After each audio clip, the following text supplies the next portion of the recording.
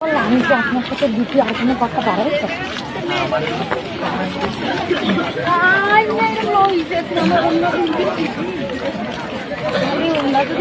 পশ্চিমবঙ্গ থেকে একের পর এক যে ধরনের ভিডিওগুলো সোশ্যাল মিডিয়ায় ভাইরাল হচ্ছে তা দেখে অবাক হয়ে যাচ্ছে গোটা ভারতবর্ষের মানুষ, এমনকি বিশ্বের মানুষ যারা পশ্চিমবঙ্গ থেকে বিভিন্ন জায়গায় গিয়ে রয়েছেন। তারা কেউ বুঝতেও পারেননি যে গোটা পশ্চিমবঙ্গটা কার্যত অনুপ্রবেশকারীদের দখলে চলে গিয়েছিল 30%, এবং আরো কিছুদিন অর্থাৎ আরো 5টি বছর যদি মমতা বন্দ্যোপাধ্যায়ের এই সুবর্ণ সুযোগের কোনো সুযোগ তারা পায়, তাহলে নিশ্চিতভাবে এটা 50%-এ তারা নিয়ে যেতে সমর্থ হবে, এবং সেই দিনই পশ্চিমবঙ্গ নামে কোনো রাজ্য নয়, হয়তো একটা দেশের আমরা হতেই পারে যে পশ্চিমবঙ্গ একটা দেশ তৈরি হয়ে যেতে পারে। আমি আপনাদের সামনে যে ভিডিওটা দেখে শুরু করলাম সেটা কিন্তু বাংলাদেশের বর্ডারের ভিডিও নয়। এটা বলা হচ্ছে, দাবি করা হচ্ছে যে এটা নাকি নেপাল সীমান্তের ভিডিও, যেটা পশ্চিমবঙ্গ থেকে নেপাল যে কানেক্টেড রয়েছে শিলিগুড়ি করিডোরের ওপরে, সেইখান দিয়েও আবার সাধারণ মানুষ পালিয়ে যাচ্ছেন নেপালে। অর্থাৎ নেপালের লোকজনও হয়তো কেউ এসে থাকতে পারেন, কিংবা বাংলাদেশিরা তারা ফিরতে না চেয়ে এবার অন্য রাজ্যে পাড়ি দেওয়ার চেষ্টা করছেন। সে তাদের ব্যাপার, যে দেশে যাচ্ছে সে তাদের দেশ বুঝে নেবে। আমাদের এ নিয়ে মাথা ব্যথার কোনো কারণ নেই, কিন্তু আমরা তাজ্জব হয়ে যাচ্ছি যে এসব ঘটনাগুলো মমতা বন্দ্যোপাধ্যায়কে নাড়াতে পারছে না, যে একেবারেই গোটা পশ্চিমবঙ্গটা অন্য দেশের অনুপ্রবেশকারীদের হাতে দখলে চলে যাওয়া সত্ত্বেও মুখ্যমন্ত্রী এটা নিয়ে একেবারেই কোনো রকম মাথা ব্যথার কারণ তো হচ্ছেই না, বরঞ্চ তিনি এটাকে বিরোধিতা করে রাস্তায় নামছেন আজকে আরো একবার। আর এই সীমান্তের এই ভয়াবহ ঘটনা দেখে আমাদের রাজ্যপাল সিভি আনন্দ বোস তিনি রিপোর্ট পাঠাচ্ছেন স্বরাষ্ট্র মন্ত্রককে, যে কিভাবে লাইন দিয়ে বসে রয়েছে ওপারে, বিএসএফ এর সঙ্গে কথা বলে, আর ওদের বিডিআর তাদের বাংলাদেশ যে গার্ড পুলিশ রয়েছে তাদের মধ্যে কথাবার্তা বলে গ্রিন সিগন্যাল পেলে তারা বাংলাদেশে যাবে। এই ভয়াবহ চিত্র কার্যত কিছু কিছু জায়গায় তিনি ভিজিট করে স্বরাষ্ট্র মন্ত্রককে রিপোর্ট পাঠাচ্ছেন। আজকে এই বিষয়ে আপনাদের সামনে আলোচনা করব, এমন কিছু তথ্য দেব আমি হলপ করে বলতে পারি যে আপনারা ভিড়মি খাবেন। নমস্কার, welcome to simple as ABC. আপনাদের সকলকে স্বাগত জানিয়ে শুরু করছি অত্যন্ত গুরুত্বপূর্ণ আরো একটি খবর। দেখুন, আপনারা জানেন কিনা জানি না যে মমতা বন্দ্যোপাধ্যায় সব দিক থেকে আটকানোর চেষ্টা করছেন, এবং এই আটকাতে গিয়ে তিনি একদিকে নির্বাচন কমিশনের দ্বারস্থ হচ্ছেন, এবং সেই নির্বাচন কমিশনকে বারবার বলছেন যে বন্ধ করুন, বিএলওদের মৃত্যু হচ্ছে, কিংবা সাধারণ মানুষের, এতদিন বলছিলেন কি যে সাধারণ মানুষের আতঙ্কে মৃত্যু হচ্ছে। এবার সেইটা যখন বোঝা যাচ্ছে যে সাধারণ মানুষের আতঙ্কে মৃত্যু, এই ব্যাপারটা লোকে অত খাচ্ছে না, তখন তিনি নতুন করে তাদের রাজনৈতিক দল নতুন করে নিয়ে আসলেন যে বিএলওরা এত কাজের চাপ নিতে পারছেন না। আমি বিশ্বাস করুন, এই 15 বছর আইটি সেক্টরে কাজ করার পর অন্তত বলতে পারি যে আমরা প্রত্যেক দিন আমাদের অফিসে যে পরিমাণ ওয়ার্ক লোড আমাদের নিতে হয়, যে কোনো অ্যাভারেজ আইটি কর্মীদের, এই বিএলওদের আমি সম্মান রেখে বলছি, যদি একটা দিন কিংবা একটি মাস আমাদের এই মানসিক প্রেশারটা আপনারা নেন, তাহলে বুঝতে পারবেন আপনাদের প্রত্যেক মাসে এই এসআইআর এর মতো মানসিক প্রেশারটা আপনাদের মাথায় থাকতো। তাই কারুর কাজকে ছোট না করেই আমি বলার চেষ্টা করছি যে আপনাদের জীবনের এই একটা অধ্যায়, একটা মাস বা দেড়খানা মাস আপনাদের দেশের সেবায় যদি আপনাদের কাজ করতে হয়, তার জন্য অসুস্থ হয়ে পড়ছেন, যারা সিরিয়াসলি অসুস্থ হয়ে পড়ছেন তাদের ব্যাপার আলাদা। যারা অসুস্থ হওয়ার অভিনয় করছেন, যারা বলছেন এত প্রেশার হ্যান্ডেল করতে পারছি না, তারা বিশ্বাস করুন একবার চাকরিটা কোনোভাবে যদি আপনারা পারেন সুইচ করতে, একটু আইটি সেক্টর বা অন্য কোনো সেক্টর, ব্যাংকিং সেক্টরে চলে যাবেন। আইটি সেক্টর ছেড়ে দিলাম, আপনি ব্যাংকিং সেক্টরে চলে যাবেন। নর্মাল একটা এসবিআই অফিসে আপনি যদি অফিসার হন, কিংবা একটা ক্লারিক্যাল পোস্টেও চাকরি করেন, আপনি সেই দিন বুঝতে পারবেন তাদের প্রত্যেক দিনের প্রেশার আপনাদের একদিনের প্রেশারের সঙ্গে হয়তো সমান হয়ে যাবে। যাই হোক, এই বিএলওদের রাস্তায় নামিয়ে দেওয়া হয়েছিল। বলা হচ্ছে বিএলওরা নাকি নিজে থেকেই রাস্তায় নেমেছিল, তারা আন্দোলন করতে রাস্তায় নেমেছিল নির্বাচন কমিশনের বিরুদ্ধে ক্ষোভ উগড়ে দিতে, কেন তাদের উপর এত প্রেশার দেওয়া হচ্ছে এই জন্য তারা রাস্তায় নেমেছিল। আদতে কি সত্যি যে তথ্য আমাদের কাছে উঠে আসলো সেখান থেকে পরিষ্কারভাবে বোঝা যাচ্ছে এই যারা রাস্তায় কলকাতার রাজপথে ভিড় করলেন তাদের একটা বড় অংশ বিএলওই নয়। তারা বিএলও হিসেবে দায়িত্ব না পেলেও ভিড় বাড়াতে মমতা বন্দ্যোপাধ্যায়ের সাংগঠনিক অংশ হিসেবে কাজ করার জন্য মানুষকে ভরকাতে এই ধরনের কাজকর্ম করতে তারা রাস্তায় নেমেছিলেন। আসুন প্রমাণ দেখাই আপনাদের, ভিডিওটা দেখুন। আপনি বিএলও? আমি সরকারি কর্মচারী। সরকারি কর্মচারী। আমি একজন শিক্ষিকা, কিন্তু আমি বিএলও ডিউটি পড়েনি, কিন্তু আমার পড়েনি, আমার সহকর্মীর পড়েছে। আমার না বিএলও নয়, আমি বিএলও দের সমর্থনে এসেছি। মানে আজকে যে এতজন শিক্ষকরা নেমেছেন, বিএলওরা এসেছেন, তাহলে আরেকটা দিন নষ্ট হচ্ছে, কিন্তু প্রতিবাদ না জানালে তো আমাদের ভবিষ্যৎটা নষ্ট হবে। আমি বিএলও নই, আমি শিক্ষিকা, হাওড়া ডিস্ট্রিক্টের প্রেসিডেন্ট, হাওড়া সদরে। দেখলেন, আপনি ভাবতে পারেন যে কত দিক থেকে এইটাকে আটকানোর চেষ্টা করা হচ্ছে। আমি আপনাদের সামনে একটা কথা বলেছিলাম যে মমতা বন্দ্যোপাধ্যায় যদি চুপচাপ বসে থাকে তার মানে বুঝতে হবে যে ব্যাপারটা নিশ্চিতভাবে পশ্চিমবঙ্গবাসীর জন্য ভালো নয়, কিন্তু তিনি কিছু একটা করছেন। তিনি কমিশনকে চিঠি দিচ্ছেন, তিনি বিএলওদের মানে পরোক্ষভাবে নামিয়ে দিচ্ছেন। এটা পশ্চিমবঙ্গবাসীর জন্য ভালো, তার কারণ কোথাও গিয়ে তিনি স্বস্তি পাচ্ছেন না। এটা পশ্চিমবঙ্গবাসীর জন্য ভালো খবর যে তিনি স্বস্তি পাচ্ছেন না বলেই এই বিভিন্ন ঘুরপথে কাজগুলো করার চেষ্টা করছেন। আমি এমন একটা আপনাদের সামনে ভিডিও দেখাবো, এত সিম্পল একটা ভিডিও, যে ভিডিওটা আপনাদের কাছে মানে আমার খুব সিম্পল ভিডিও, অথচ এই ভিডিওটা 1 কোটি প্রশ্নের উত্তর দিয়ে দেবে।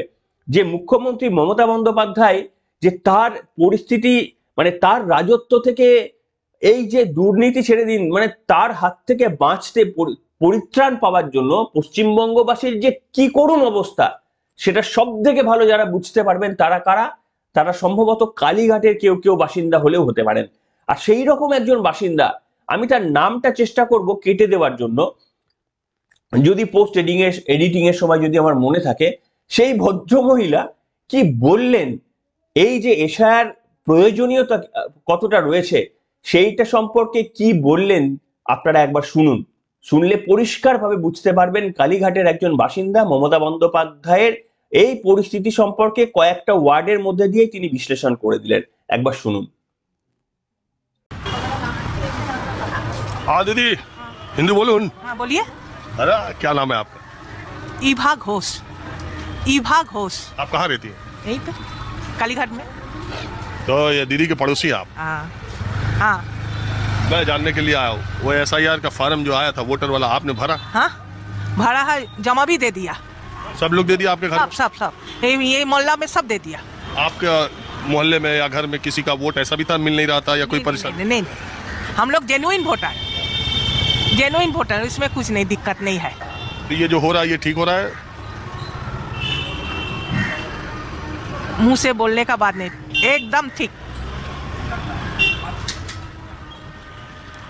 मगरमच्छ का साथ रहता है। हाँ? मगरमच्छ का साथ रहता है। इस बार आपको लगता है सब ठीक हो जाएगा? ऊपर वाला? अरे ऊपर वाला नहीं, नीचे वाला, जनता। सब ठीक है, चलता है। चलिए ठीक है, आपने बात किया, शुक्रिया। শুনলেন? আশা করি আপনারা মাগারমাছ এই শব্দটি শুনতে পেয়েছেন এবং মাগারমাছ মানে আপনারা জানেন। মাগারমাছ মানে হচ্ছে কুমির। আশা করি আপনারা বুঝতে পেরেছেন। ওই ভদ্রমহিলা তার ফেসিয়াল এক্সপ্রেশন দিয়ে বুঝিয়ে দিয়েছেন যে এসআইআরটা কতটা প্রয়োজন। কালীঘাটে থেকে সব থেকে বেশি বোধহয় তিনি উপলব্ধি করতে পেরেছেন। পশ্চিমবঙ্গের সব জায়গা থেকেই উপলব্ধি আমরা করতে পেরেছি যখন আমাদের কালী মাতার মূর্তির সমস্ত জায়গায় ভেঙে গুড়িয়ে দেওয়ার বিভিন্ন নিদর্শন ঘটেছে। মা দুর্গার মূর্তি ভাঙা থেকে শুরু করে সরস্বতী পুজো স্কুল কলেজে হতে না দেওয়া থেকে শুরু করে মুর্শিদাবাদে হিন্দুদের পলায়ন থেকে শুরু করে সমস্ত রকমের ঘটনা, তুলসী মণ্ডপ উপড়ে ফেলা থেকে শুরু করে এই সমস্ত ঘটনাগুলো আমরা প্রত্যক্ষ করেছি। রাজ্যের মুখ্যমন্ত্রী একেবারে চুপচাপ বসে একটা দলকে কার্যত সমর্থন জুগিয়ে গিয়েছেন এবং সেই হাত থেকে বাঁচার জন্য একমাত্র হাতিয়ার যখন এসআইআর, সেই এসআইআরটাকে সহজে ফসকে দিতে কিন্তু কেউ চান না। আমাদের জানার প্রয়োজন নেই যে মমতা বন্দ্যোপাধ্যায়কে সরিয়ে কোন রাজনৈতিক দল ক্ষমতায় আসবে। অন্তত এই মুহূর্তে তারা যাক, আর যে কেউ আসুক, যদি বলেন যে আমার একটা রাজনৈতিক দল আছে, মানুষ চাইলে আমাকেও ভোট দিয়ে দেবে, অন্তত মমতা বন্দ্যোপাধ্যায়কে তারা এই মুহূর্তে চাইছেন যে তিনি অন্তত ক্ষমতা থেকে সরে যাক। এই যে ছোট্ট একটা একেবারে সিম্পল একটা ভিডিও দেখালাম, এটাই 100টা প্রশ্নের উত্তর হয়তো আপনাদের সামনে এনে দিয়েছে।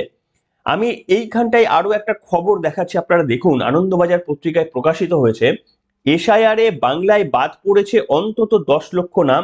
এ পর্যন্ত প্রাপ্ত তথ্যের ভিত্তিতে জানালো কমিশন মৃত ভোটার 6.5 লক্ষ। দেখুন, এনুমারেশন ফর্ম বিলি এবং সেটাকে ওয়েবসাইটে তোলার জন্য 4 তারিখ পর্যন্ত সময় রয়েছে, এবং সেই 4 তারিখ পর্যন্ত যে সময়টা তারা পাবেন তার আগেই যেটুকু তথ্য জমা পড়েছে সেই তথ্যের মাত্র ওইটুকু তথ্যের ভিত্তিতে নির্বাচন কমিশন বুঝে গিয়েছে যে 10 লক্ষ নাম বাদ পড়েছে, তার মধ্যে 6.5 লক্ষ মৃত ভোট। এই যে 10 লক্ষ নাম বাদ যেটা দেখছেন, এটা হচ্ছে বিএলওরা তারা এই ফর্মগুলো দিয়েছিলেন কিন্তু এগুলো ফেরত আসেনি। কিন্তু যদিও এখানে একটা মানে তথ্যের গরমিল রয়েছে যে মৃত ভোটারদেরও মানে অ্যাকচুয়ালি নিয়ম হচ্ছে তাদেরও ডেট বলে সেটা ফর্মটা ফিরে আসা। কাজে আমি মৃত ভোটারটা যদি ধরেও নি তাহলেও 10 লক্ষ, আর বাদ দিলে তাহলে তো সংখ্যাটা 15 লক্ষ এখনই ছাড়িয়ে গেছে। মাত্র এখনো মানে শেষ ডেট জমা দেওয়ার শেষ ডেট আসেনি, এখনো অনেক দূরে, এখনো 10 দিন দূরে আছে। তার আগেই সংখ্যাটা 10 লক্ষ, যে 10 লক্ষ নাম ইতিমধ্যেই বাদ পড়ে গিয়েছে। তাই আমি আপনাদের সামনে বলছি যে এই সংখ্যাটা একেবারেই 1 কোটির কাছাকাছি যদি না ছই, তাহলে বুঝতে পারবেন যে নির্বাচন কমিশনের এই যে কালেকশন, এর মধ্যে কোনো তথ্যের গরমিল রয়েছে, কিংবা মমতা বন্দ্যোপাধ্যায় অ্যাকচুয়ালি যা খেলতে চেয়েছিলেন সেই খেলাটা তিনি খেলে দিয়েছেন। তো আমাদের ফাইনালি কি স্কোর হয় তার জন্য অপেক্ষা করতে হবে। তার কারণ আমাদের উদ্দেশ্য একটাই, যে আমরা পরিষ্কারভাবে বুঝে গিয়েছে যে যতবারই পরীক্ষার সংক্রান্ত নিয়োগ প্রক্রিয়া হোক না কেন, এরা অস্বচ্ছতা করবেই, এরা টাকার বিনিময়ে চাকরি দেবেই, এরা যোগ্য ছাত্রছাত্রীদের কিছুতেই চাকরি দেবে না। আমরা এটা বুঝে গিয়েছি যে কোনো সেফটি সিকিউরিটি, মেয়েদের সেফটি সিকিউরিটি, যখনই কোনো দুর্ঘটনা ঘটবে এরা সব সময় ওই পরিবারটিকে আঙুল তুলবে, ওই মেয়েটিকে আঙুল তুলবে, বলবে তোমরা কেন গিয়েছিলে, তোমরা কেন রাত্রিরে বাইরে বেরিয়েছিলে।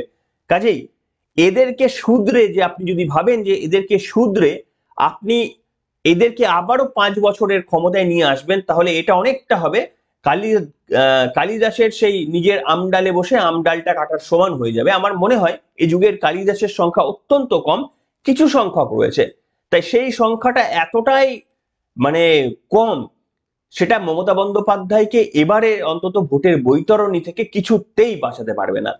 এবং আমি সর্বশেষ যে তথ্যটি দিয়ে আপনাদের সামনে শেষ করব, অভিষেক বন্দ্যোপাধ্যায় কিন্তু চুপচাপ বসে নেই।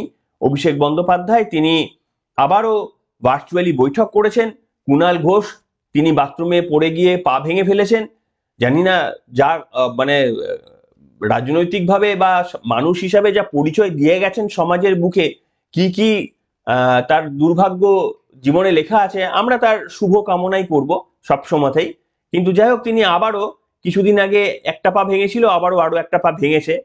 তার কাছ থেকেই আপডেট পেলাম, মানে তিনি ওইখানে হসপিটালে বসে অভিষেক বন্দ্যোপাধ্যায় সেনাপতি, তিনি আবার মানে হাঁটুর বয়স না গোড়ালির বয়সে তাকে আবার সেনাপতি বলেন আর কি। তো সেনাপতির বক্তব্য শুনে তিনি খুবই গর্বিত, এবং সেখানে আমি যা খবর পাচ্ছি যে এখানে অভিষেক বন্দ্যোপাধ্যায় কাউকে খুব ধমকেছেন। তার কারণ হচ্ছে বৈঠকে নাকি অভিষেক বন্দ্যোপাধ্যায় জানিয়েছেন যে বালিগঞ্জে 34%, বনগাঁতে 33%, বেলেঘাটায় 31%, এন্টালিতে 30%, মধ্যমগ্রামে 29%, কলকাতার বন্দরে 22% এবং বেলগাছিয়ায় 24%, চৌরঙ্গিতে 28% বিএলএরা সক্রিয়।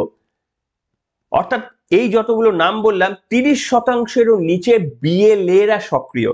আপনি ভাবতে পারেন ক্ষমতায় রয়েছে তৃণমূলের সংগঠন নাকি সব থেকে বড় সংগঠন, মানে সে তো নিশ্চিতভাবে পুলিশ যতক্ষণ থাকবে সে তো হবেই, কিন্তু প্রশ্ন হচ্ছে বিএলএরা পর্যন্ত তারা আশা হারিয়ে ফেলেছে। এই তথ্যটাই এনা যে তৃণমূল কংগ্রেসের কর্মী সমর্থকরা পর্যন্ত বুঝে গিয়েছেন যে আসলে কি হতে চলেছে। তাই অভিষেক বন্দ্যোপাধ্যায়কে তাদেরকে কখনো ধমকে, কখনো চমকে, কখনো আবার একটু এনকারেজ করে তারা যেন মূল স্রোতে গিয়ে আবারও কাজটা করেন। অভিষেক বন্দ্যোপাধ্যায় বার্তা দিয়েছেন যে এটাকে যেন যুদ্ধ বলে তারা মনে করেন, আর যুদ্ধে যোদ্ধারা যেমন কাজ করে ঠিক ওইভাবে কাজ করতে বলেছেন। তো এই যুদ্ধে তৃণমূল কংগ্রেস যেন কোনোভাবেই জিততে না পারে তার দায়িত্ব তৃণমূলের এই বিএলএরা তারা নিয়ে নিয়েছেন। বাকি দায়িত্বটুকু আপনাদের নিতে হবে, এইটুকু আশা করি আপনারা করবেন। তৃণমূলের সক্রিয় কর্মীরা যদি মাত্র 30% পার্টিসিপেশন দেখিয়ে বাকি 70% যদি তাদের নিজেদের সিট দ্বারা সোজা করে কাজটা করে ফেলতে পারেন, বাকি কাজটা তো আপনাদের করতেই হবে। আর তা না হলে তো ওই স্বাধীনতার যে সমস্ত ইতিহাস পড়ে নিজেদের গর্ব ফিল হয়, মাঝে মাঝে মনে হয় হয়তো আপনাদের কারুর আমি ওখানে থাকলে আমিও 2-1টা বন্দুক চালিয়ে ইংরেজ মেরে দিতাম, কিংবা কিছু যদি না পারতাম তাহলে হয়তো মানে ইংরেজদের কাছে কখনো বশ্যতা স্বীকার করতাম না। এই ফ্যান্টাসি গুলো থেকে বেরিয়ে আসতে হবে।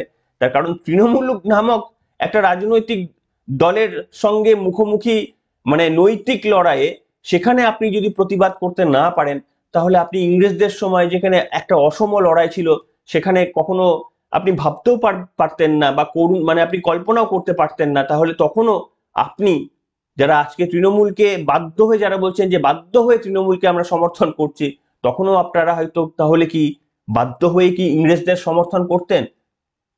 এই প্রশ্নের জবাবটা রাত্রিরে শুয়ে শুয়ে খোঁজার চেষ্টা করবেন, তাহলে বুঝবেন যে সেদিন যদি মানে আপনাদের মাথা মানে নত না করা উচিত থাকতো, তাহলে আজকের দিনটাও আমাদের কাছে ওই একই রকম স্বাধীনতা উদযাপন করার একটা সময় ঘনিয়ে আসা দিন, আর এই দিনটা আমাদের সফল করতেই হবে। এখনকার মতো এখানে।